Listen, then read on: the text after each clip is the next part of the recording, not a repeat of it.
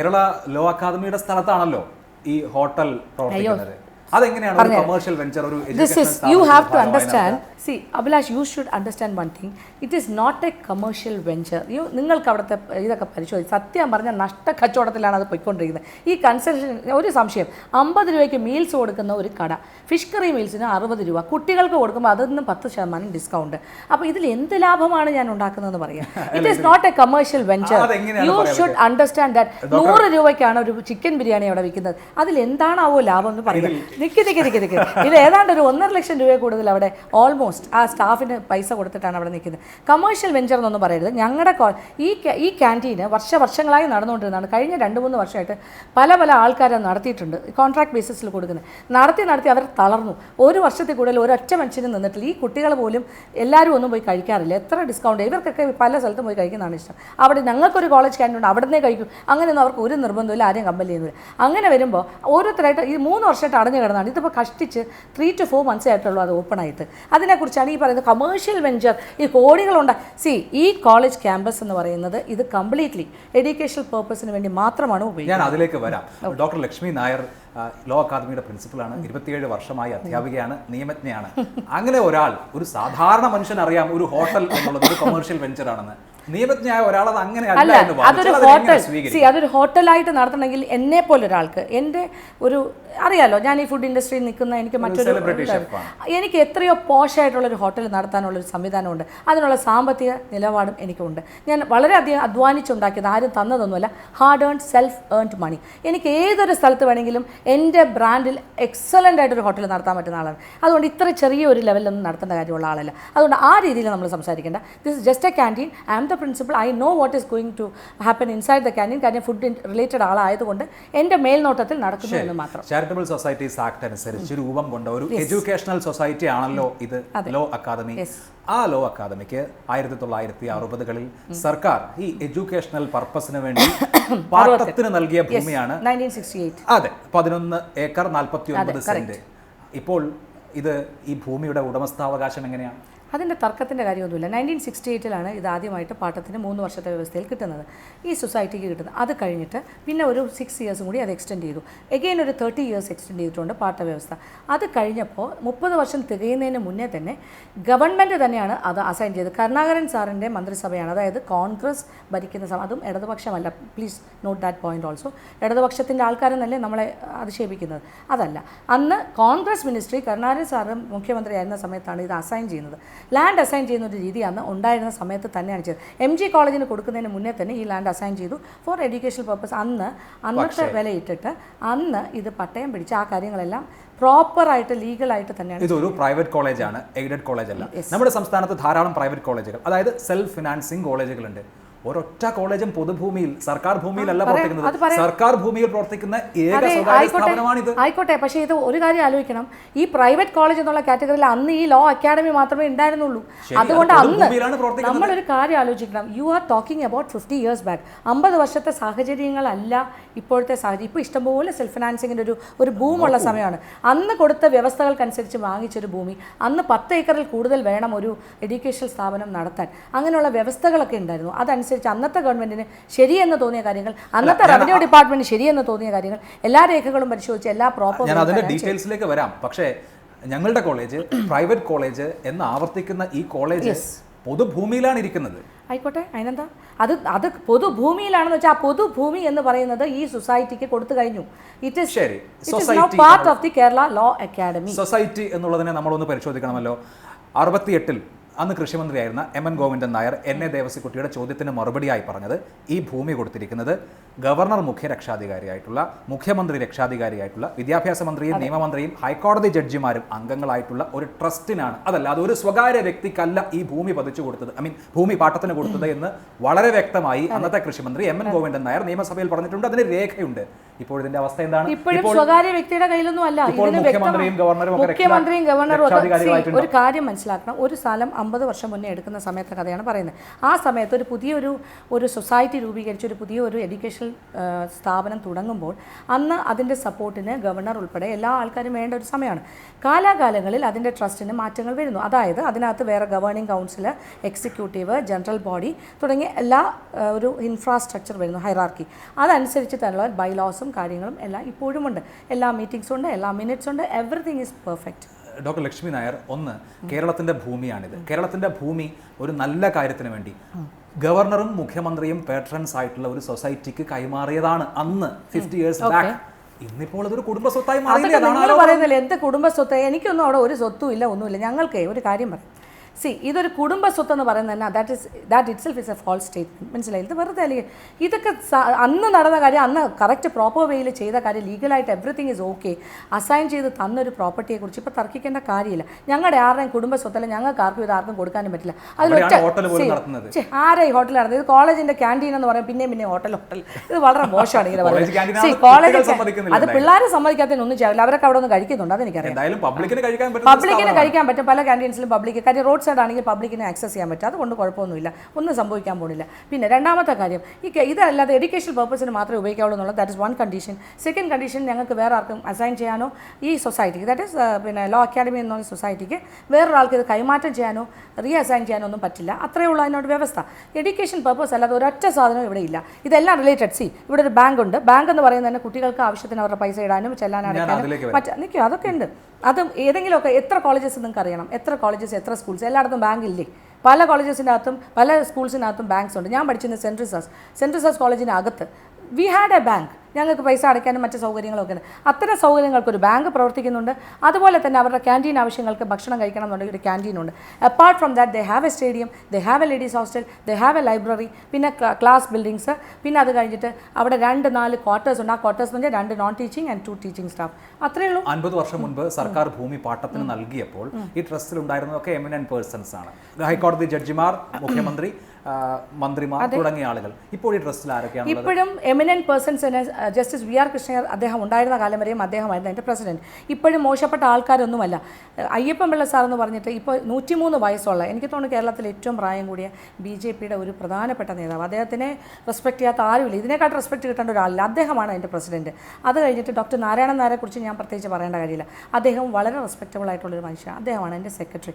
പിന്നെ താഴോട്ട് വരുമ്പോഴത്തേക്ക് എക്സിക്യൂട്ടീവ് കമ്മിറ്റിയിലുള്ള ആൾക്കാരാണെങ്കിലും ഗവേണിംഗ് കൗൺസിലാണെങ്കിലും വളരെ പ്രഗത്ഭരായ, കൂടുതലും അഡ്വക്കേറ്റ്സ് എന്നുള്ള, ദിസ് ഇസ് എന്താണ് ലീഗൽ പ്രൊഫഷനായിട്ട് ബന്ധം, കൂടുതലും അഡ്വക്കേറ്റ്സ് തന്നെയാണ്. അതിൽ കേരള ബാർ, എന്താ പറയുക, നമ്മുടെ ഹൈക്കോർട്ടിലെ ബാർ അസോസിയേഷൻ്റെ president, he is one of the members.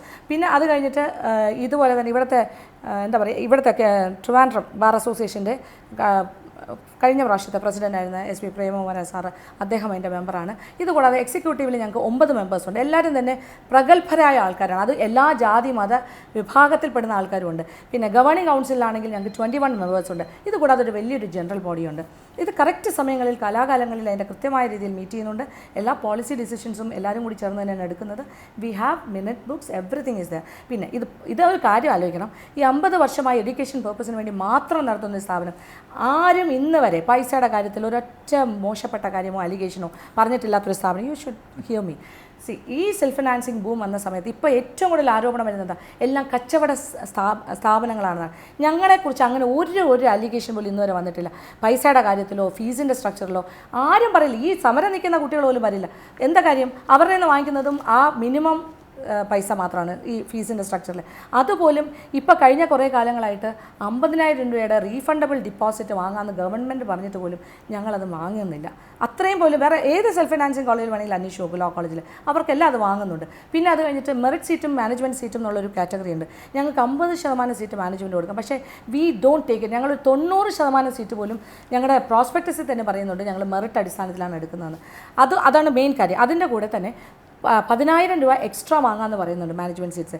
V are not taking that also. അപ്പോൾ മണി മൈൻഡഡ് അല്ല എന്നുള്ളതാണ് എൻ്റെ ഏറ്റവും വലിയ കാര്യം. പിന്നെ ഡോക്ടർ നാരായണൻ നായർ അദ്ദേഹത്തിൻ്റെ ജീവിതം മുഴുവൻ ഈ സ്ഥാപനം കെട്ടിപ്പടുക്കാനും അതിൻ്റെ ഒരു മാതൃകാ സ്ഥാപനമായി കൊണ്ടുപോകാനും മാത്രമാണ് ട്രൈ ചെയ്തിട്ടുള്ളത്. ഇപ്പോൾ ലോ കോളേജുകൾക്ക് 3 ഏക്കർ ഭൂമി മതി നിയമപ്രകാരം. അത് ഇപ്പോൾ ബാക്കി സർക്കാരിന്റെ ഭൂമി, അതായത് സർക്കാർ അസൈൻ ചെയ്ത് തന്ന ഭൂമി തന്നെ സമ്മതിച്ചു, അത് തിരിച്ചു കൊടുക്കാൻ സന്നദ്ധമാണ്. തിരിച്ചു കൊടുക്കേണ്ട കാര്യമില്ല. ഒന്നാമത്തെ കാര്യം, ഞങ്ങൾ ഓൾറെഡി ഇൻഫ്രാസ്ട്രക്ചർ അതനുസരിച്ചിട്ടാണ് ഡെവലപ്പ് ചെയ്തിരിക്കുന്നത്. ബിക്കോസ് എല്ലാം കുട്ടികളുടെ ആവശ്യം. ഇപ്പോൾ സ്റ്റേഡിയം ഞങ്ങൾക്ക് തിരിച്ചു കൊടുക്കാൻ പറ്റി. ഈ സമരം നിൽക്കുന്ന കുട്ടികൾ പോലും സപ്പോർട്ട് ചെയ്യില്ലല്ലോ ഗവൺമെൻറ് ഒന്ന് സ്റ്റേഡിയം എടുത്തുകൊണ്ട് പോകാൻ.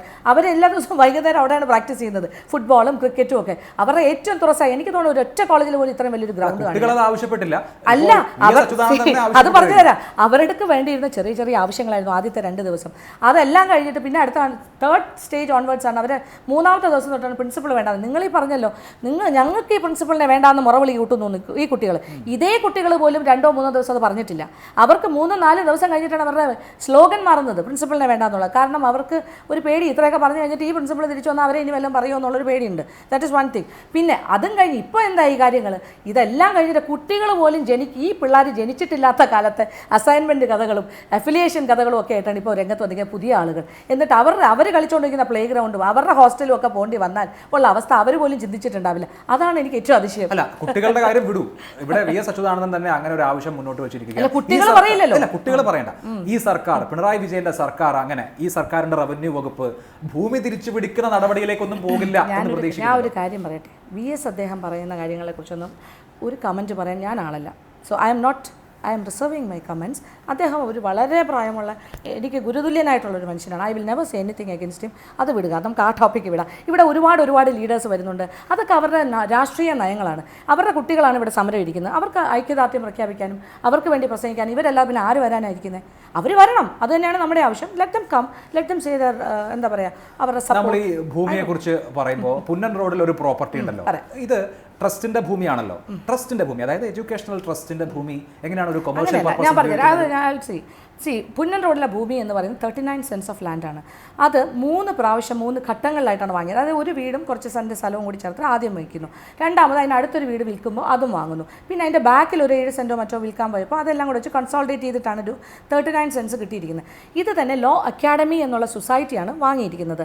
ഞങ്ങളാരും പേഴ്സണലി വാങ്ങിച്ചാലും ഞങ്ങളുടെ ആരുടെ ഒരു പൈസ പോലും അതിനകത്തില്ല.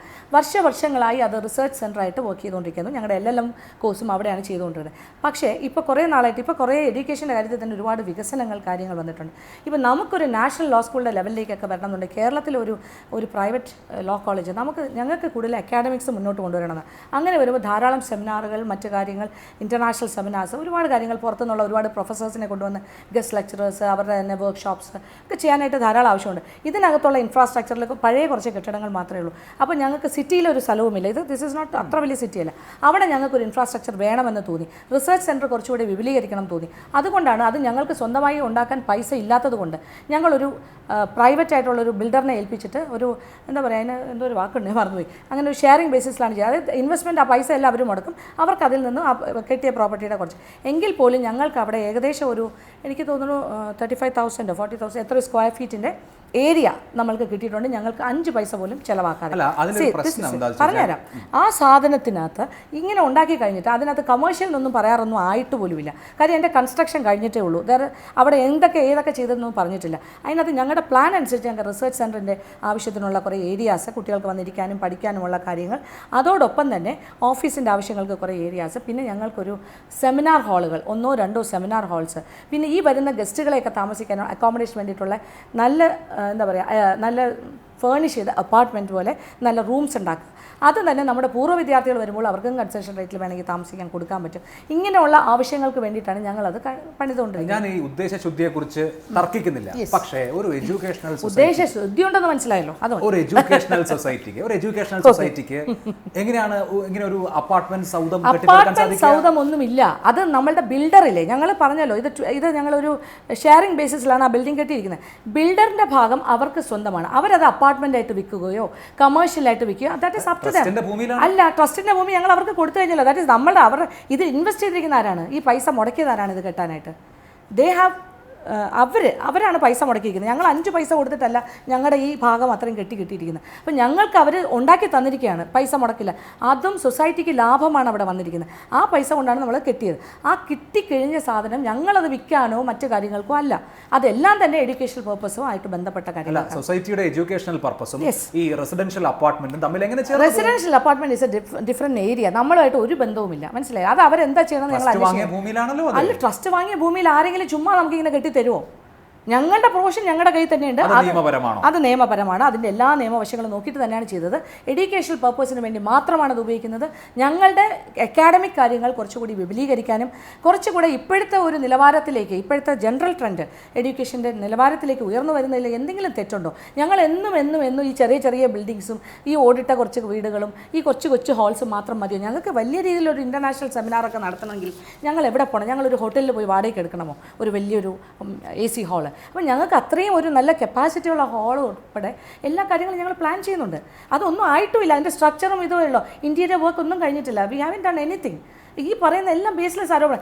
ഒരു കാര്യം, ഒരു 2 കുട്ടികൾ വന്ന് അല്ലെങ്കിൽ ആദ്യം ഒരു 2 ഓർഗനൈസേഷൻ വന്ന് മാഡത്തിനെ കണ്ട് എന്തൊക്കെയോ കുറച്ച് നിവേദനം ചെയ്യണമെന്ന് ബഹളം വെച്ച് 2 സമരം വിളിച്ച് അനിശ്ചിതകാല പണിമുടക്കുന്നതിന് തുടങ്ങിയ ഒരു ചെറിയ സാധനം 2-3 ദിവസം കഴിഞ്ഞപ്പോഴത്തേക്ക് അത് മറ്റൊരു ലെവലിലേക്ക് പോയിട്ട് പ്രിൻസിപ്പൾ തിരിഞ്ഞു നോക്കുന്നില്ല, അതുകൊണ്ട് രാജിവെക്കണം, അങ്ങനെ പോയി. ഇപ്പോൾ അത് കഴിഞ്ഞ് അവർ പറയാൻ പാടില്ലാത്തതും പറയാൻ കൊള്ളില്ലാത്തതും കള്ളവും വഞ്ചനയും എല്ലാം ചെയ്ത് കഴിഞ്ഞു മീഡിയാസിലൂടെ. അത് കഴിഞ്ഞപ്പോൾ അവർക്കൊരു ഭയം. കാരണം അവർ പറഞ്ഞതിലുള്ളൊരു സ്വന്തമായിട്ട് കുറ്റബോധം. ഇന്നല്ലെങ്കിൽ നാളെ അവർക്കത് ഉണ്ടാവും.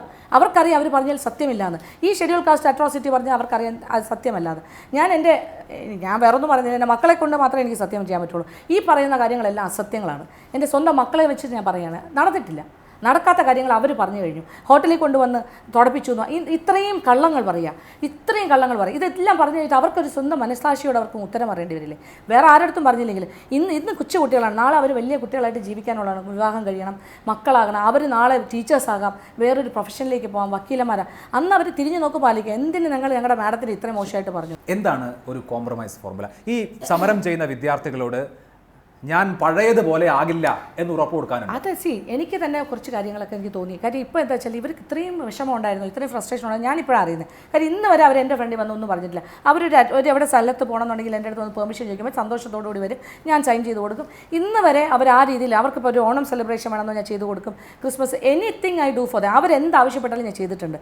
ഇനി ആകെ ഉള്ള റെസ്ട്രിക്ഷൻ എന്ന് പറയുന്നത് ഔട്ടിങ്ങിന് പോകുന്നത് എന്നെയും കൂടെ അറിയിച്ച് പെർമിഷൻ വാങ്ങിച്ചിട്ട് പോകണമെന്ന് പറഞ്ഞിട്ടുണ്ട്. അതാണ് ഉള്ളൊരു ഔട്ടിങ്. അല്ല, അവരുടെ കൺസേൺസ് ഒക്കെ മനസ്സിലാക്കിക്കൊണ്ട് ഇവിടെ തിരുത്തലുകൾ വരുത്താൻ സന്നദ്ധമാണെന്ന് പറയാൻ തയ്യാറുണ്ട്. തീർച്ചയായിട്ടും തിരുത്തലുകൾ വരുത്തുമെന്ന് ഞങ്ങൾ പറഞ്ഞു കഴിഞ്ഞല്ലോ.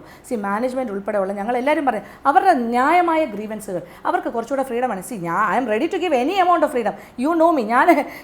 ഞാൻ സ്വന്തമായിട്ട് ഏറ്റവും കൂടുതൽ ഫ്രീഡം എൻജോയ് ചെയ്യുന്ന ഒരാളാണ്. എൻ്റെ ഹസ്ബൻഡിനോ എൻ്റെ മക്കൾക്കോ എൻ്റെ കാര്യത്തിൽ അവർ ഒരു റെസ്ട്രിക്ഷൻ വെച്ചിട്ടില്ല. അതുകൊണ്ടാണല്ലോ എനിക്ക് ലോകം മുഴുവൻ സഞ്ചരിക്കാൻ പറ്റുന്നത്. അപ്പോൾ ബേസിക്കലി എനിക്ക് അതിനോടൊന്നും വിയോജിപ്പുള്ള ഒരാളാണ്. ക്യാമ്പസിൽ സമാന്തര അധികാര കേന്ദ്രമുണ്ടെന്നുള്ളത് അവരുടെ ആക്ഷേപമാണ്. അതൊക്കെ ഇനി മാറും. അങ്ങനെ ഒരു 4-5 പിള്ളേർ പാർട്ടിയിൽ ഇല്ലാത്ത പിള്ളേരാണ് ഈ സമാന്തര ഭരണം എന്ന് പറഞ്ഞത്. പാർട്ടിയിൽ ചേർന്നാലേ ഇവിടെ എക്സിസ്റ്റ് ചെയ്യാൻ പറ്റുള്ളൂ എന്ന് പറയുന്നത് തെറ്റല്ലേ? ഈ 4-5 പിള്ളേർ വന്ന് ഈ എന്താ പറയുക സെമിനാർ പിന്നെ കോൺഫറൻസസ് ഒക്കെ ഓർഗനൈസ് ചെയ്യാൻ അതൊക്കെ തെറ്റായ ആരോപണമാണ്. പ്രിൻസിപ്പൾ ഇല്ലാത്ത സമയത്ത് എങ്ങനെയാണ് പ്രിൻസിപ്പൾ ഇല്ലാത്ത സമയത്ത് വേറൊരു കുട്ടി വന്നത് ചെയ്യുക? അത് ഒരു 3rd ഇയറിലേക്ക് പഠിക്കുന്ന ഒരു കൊച്ചുകുട്ടി. അത് ആ കുട്ടിയോട് ചെയ്യുന്ന ഏറ്റവും വലിയ അനീതിയാണ്. ഇതൊക്കെ ചെറിയ ജലസ് ആയിട്ടുള്ള കാര്യങ്ങളാണ്. അത് കുട്ടികളോട് തോന്നുന്ന ചെറിയ അസൂയകളെന്ന് എനിക്ക് പറയാൻ പറ്റും. എനിക്കിത് മനസ്സിലാക്കിയെടുത്തോളം ഇതൊരു സില്ലി വഴക്കാണ്.